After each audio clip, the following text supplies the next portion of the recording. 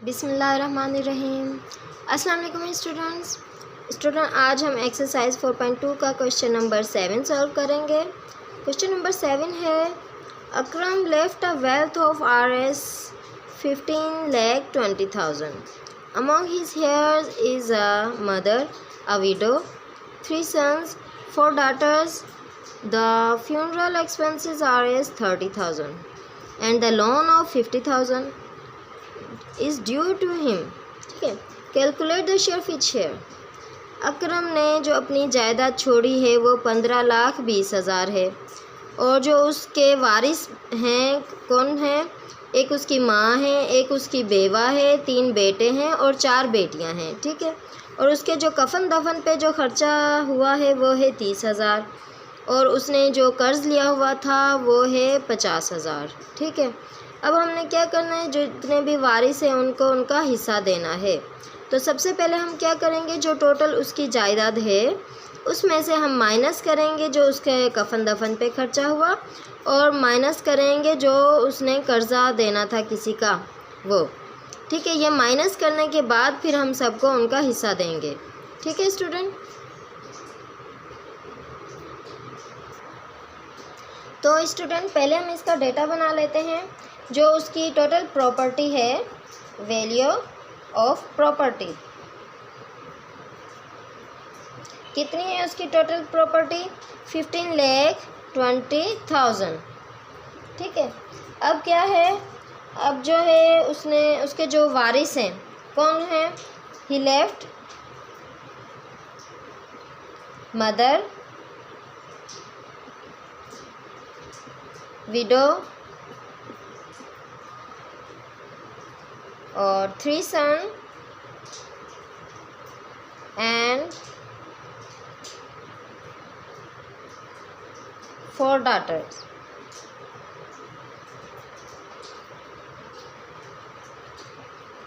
ठीक है, अब क्या है, अब हमने करना है जो उसके कफन दफन पे खर्चा हुआ है वो लिखना है पहले।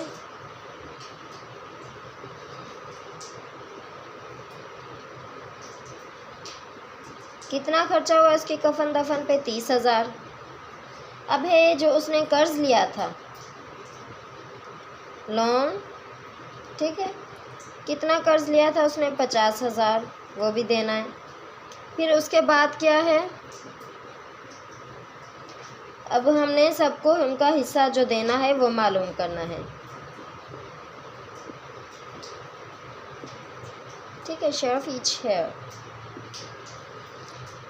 अब हम क्या करेंगे, सबसे पहले सॉल्व करेंगे तो हम करेंगे इनके जो दोनों वैल्यूज़ हैं ये माइनस करेंगे इस पूरी वैल्यू में से। Solution, amount, value of property,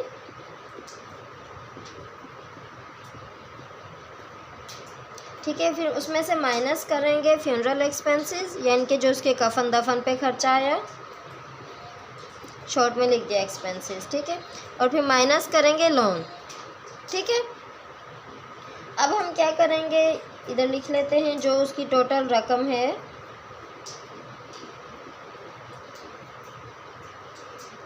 उसमें से माइनस करेंगे 60,000, या फिर हम ऐसे भी कर सकते हैं, इन दोनों को हम प्लस कर लेते हैं फिर माइनस कर देंगे, या फिर दोनों को इसी तरीके से लिख सकते हैं अलग अलग, जैसे आपको इजी लगे आप ऐसे कर लेना।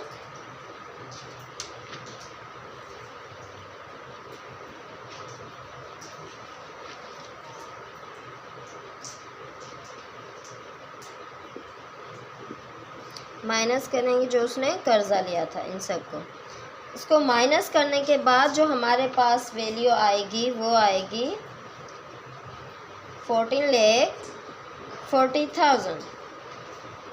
ठीक है, अब हम क्या करेंगे, शेयर ऑफ हिज मदर, पहले हम उसकी माँ को उसका हिस्सा देंगे।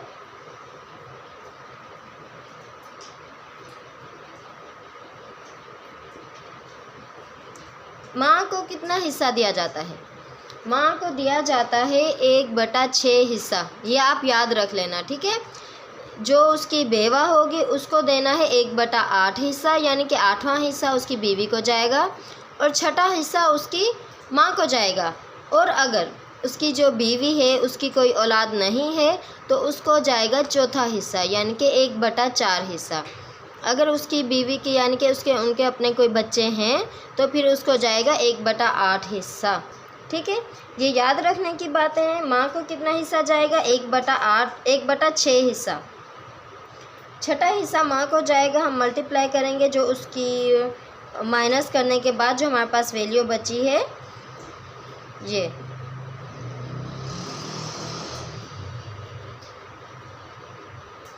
ठीक है, अब हम क्या करेंगे, इसको 1 को इसके साथ मल्टीप्लाई करेंगे, फिर डिवाइड कर देंगे 6 के साथ, तो हमारे पास आंसर आएगा, या फिर हम इस तरीके से लिख लेते हैं 144,000 डिवाइडेड बाय 6। जब हम इसको डिवाइड कर लेंगे तो हमारे पास आंसर आएगा 240,000। ठीक है, 24 लाख।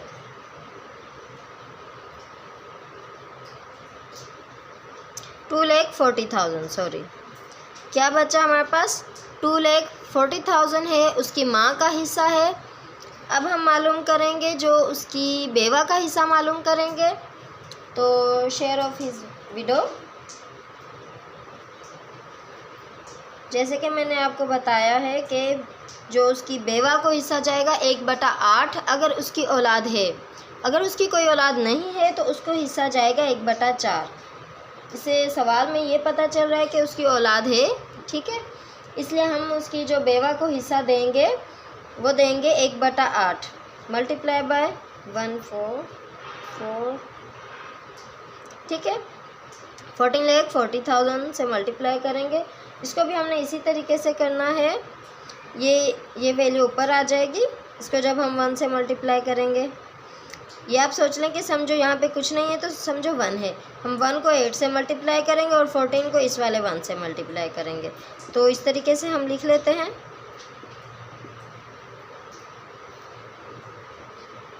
जब हम 8 से इसको डिवाइड करेंगे तो हमारे पास आंसर आएगा 180,000। ठीक है, 1,80,000 किसको हिस्सा जाता है? उसकी बेवा को, और 2,40,000 उसकी माँ को हिस्सा जाता है।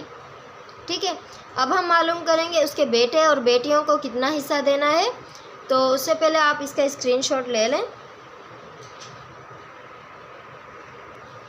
अब हम उसके बेटे और बेटियों का हिस्सा मालूम करने से पहले क्या करेंगे कि जो रकम हमारे पास बची है वो मालूम करेंगे कितनी रकम बची है, यानी कि जो उसकी बीवी को हिस्सा दिया है और उसकी माँ को हिस्सा दिया है वो उसमें से माइनस करना है। तो क्या करना है, हमने अमाउंट लेफ्ट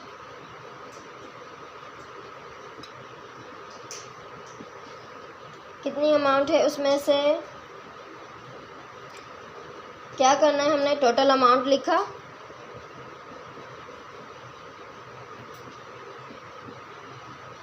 उसमें से हमने माइनस करना है शेयर ऑफ मदर, और माइनस करना है हमने शेयर ऑफ विडो।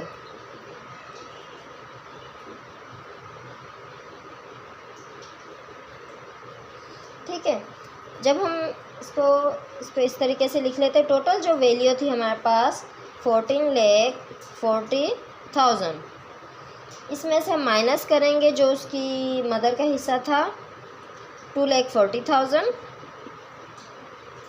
माइनस करेंगे हम उसकी जो बेवा का हिस्सा था 1,80,000। ठीक है, अब हम क्या करेंगे, जो इसमें से इन दोनों वैल्यू को माइनस कर दिया, या फिर हम वैसे भी कर सकते हैं, इन दोनों को हम पहले प्लस कर देंगे फिर हम इसमें से माइनस कर देंगे।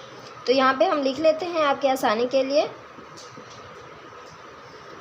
माइनस इन दोनों को जब हम प्लस करेंगे इन दोनों वैल्यू को तो हमारे पास आएगा 420,000, 4,20,000 हमारे पास बच गया है।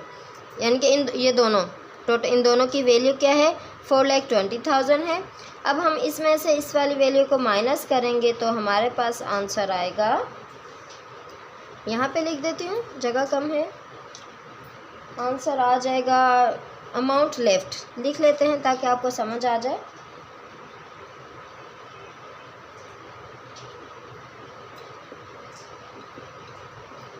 अमाउंट लेफ्ट कितनी रकम बच गई, 10,20,0,0,0, 10,20,000। ठीक है, 10,20,000 बच गए हैं टोटल। यानी कि अब इसमें से उसने हिस्सा देना है उसके बेटों को और उसकी बेटियों को।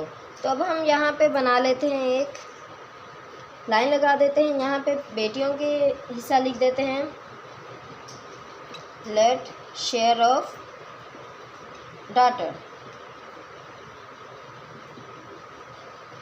इज इक्वल टू, एक हिस्सा देना है बेटी को। ठीक है, बेटियों को एक हिस्सा मिल दिया जाता है, बेटे को 2 हिस्से दिए जाते हैं। ठीक है, अब 10 बेटे हैं तो 10 को 2-2 हिस्से ही देने हैं टोटल जायदाद में से, और 10 बेटियां हैं तो बेटियों को एक एक हिस्सा ही मिलेगा। ठीक है, अब है देन शेयर ऑफ सन, बेटे को कितने हिस्से देने हैं, 2 हिस्से देने हैं। अब हमने देखना है कि बेटियां कितनी हैं। शेयर ऑफ डाटर यानी कि टोटल डाटर्स कितनी हैं, 4 डाटर हैं। डाटर्स कितनी है, उसके नंबर ऑफ डाटर्स लिख लेते हैं ताकि आपको समझ आ जाए। नंबर ऑफ डाटर्स कितनी है, 4, एंड नंबर ऑफ सन्स कितने हैं, कितने हैं उसके बेटे, 3 बेटे हैं। ठीक है, 3 बेटे हैं और 4 बेटियां हैं। अब हम 3 को यानी कि 3 बेटों को 2-2 हिस्से देने हैं। तो हम क्या करेंगे, 3 को मल्टीप्लाई करेंगे 2 से तो हमारे पास आ गए 6। टोटल बेटों को कितने हिस्से देने हैं, 6 हिस्से देने हैं, और बेटियां 4 हैं, एक बेटी को 1 हिस्सा देना है। तो 4 को हम 1 से मल्टीप्लाई करेंगे तो हमारे पास आंसर आएगा 4। यानी कि बेटियों के जो टोटल हिस्से बन रहे हैं वो हैं 4 और बेटों के हिस्से बन रहे हैं वो 6। अब सम ऑफ इनके शेयर जब हम करेंगे, बेटे और बेटियों के जो टोटल हिस्से करने हैं, यानी कि जितनी जायदाद बची है इसमें से पहले हम 10 हिस्से करेंगे, फिर 10 में से एक एक हिस्सा बेटी को दे देंगे और 2-2 हिस्से बेटों को दे देंगे। ठीक है, सम ऑफ शेयर्स विल बी कितना है, 4 + 6 इज इक्वल टू 10। ठीक है, टोटल इसका सम कितना है, इनके शेयर यानी कि 10 हिस्से होंगे तब बेटे और बेटों को मिलेंगे। तो अब हम क्या करेंगे, ईच डॉटर विल रिसीव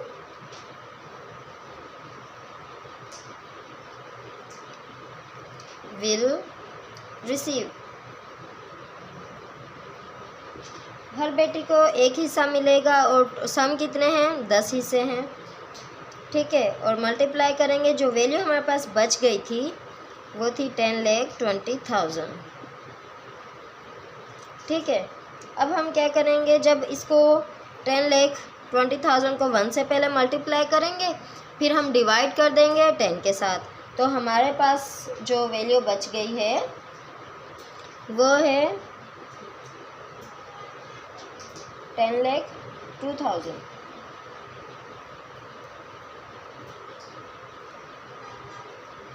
ठीक है, अब क्या है, अब बेटे का हिस्सा मालूम करेंगे। Each sun will receive